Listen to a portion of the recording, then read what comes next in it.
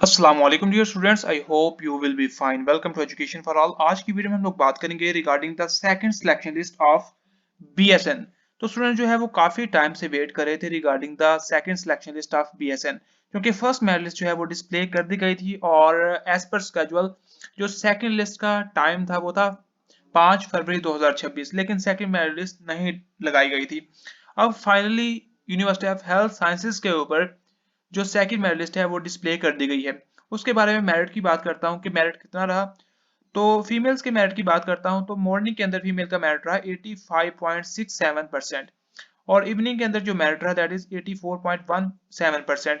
इस तरह अगर मेल्स की मेरिट की बात करें that is around 93.09% in the morning and 92.45% in the evening. जैसा कि मैं ऑलरेडी शेयर कर चुका था कि गर्ल्स का मेरिट जो है वो सेकंड मेरिट लिस्ट के अंदर जा सकता है अप टू 83%, इससे डाउन नहीं जाएगा। और फीमेल का जो मेरिट रहा है वो रहा है 84% तक। ठीक है।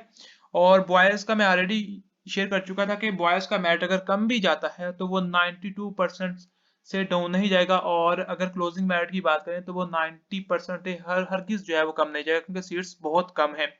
अब इसका जो ज्वाइनिंग प्रोसीजर है वो सेम वही है जिस तरह फर्स्ट मेरिट लिस्ट के अंदर था।